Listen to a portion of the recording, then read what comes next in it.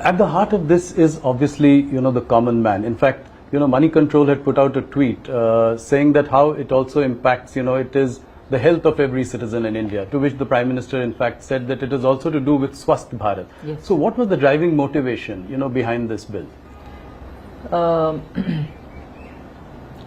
See, I had to do a dredging kind of an exercise. Yes. For every item which comes under the GST, goods or services, had to be looked at, not just by their codes, not just by their names, but to regroup them from the point of view of daily use items, that which is consumed by citizens, middle class, the poor in particular, and then you looked at those which are going to hit the farmers, those which are going to hit the middle class, and so on.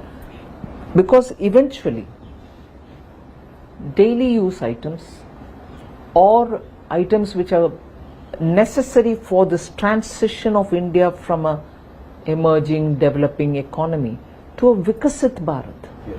cannot be on the back of, just the approach of we need more development, bridges, roads, some contracts for works and so on, but also that the aspirations of the growing families will have to be met. So we had to regroup them in such a way, okay, this is essential for, let's say, the families, poor middle class families. Of course the rich will come in. So what do we do as a treatment for it? But even as we were talking about this, we are talking about the classification of goods and services. I, without any hesitation, will bring that example of the popcorn. Why am I saying hesitation? Because I was pilloried on it. Yes, absolutely. But that tells you the problem of classification, where we brought in a system, no doubt, which was an improvement of over the pre-GST era, where every state defined its own and had its own rate and so on. So GST in 2017 was an improvement over what was earlier.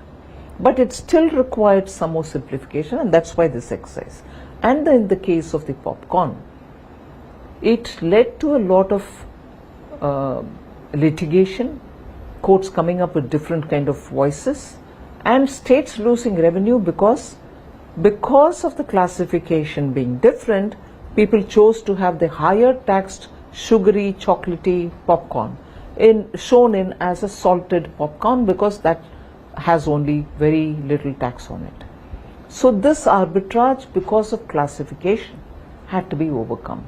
So even as I'm grouping for families, their day-to-day items, this thought of what the classification is causing as a problem also had to be addressed.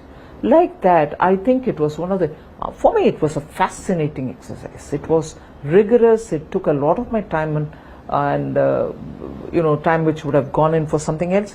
But I think this was absolutely rewarding an exercise, because you brought in that temperament, which is so important, that citizen looks at these things in one particular way. Revenue is not the consideration. So that helped us. So now that you've done two monumental things, you've put more money into the hands of the consumer, you brought down for the middle classes the income tax cut, and now rationalization of GST. So will it now finally sort of move the needle on consumption? 100%. Because there's more money given already through the income tax cut. Right. The rates are coming down.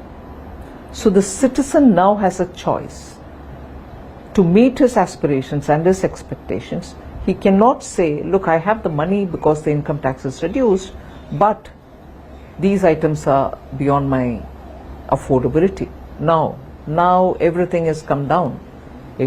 I'll give you this number which is important. 99% of all the goods and services which are touched by GST are now either in 0 or in 5 or in 18. That's right. There's nothing beyond. So that 1% is what makes for the demerit goods, right, which popular parlance says sin goods. Yeah. So that is the extent to which we have cleansed the system of anomalies, doubts, duplications, and any interpretative issues.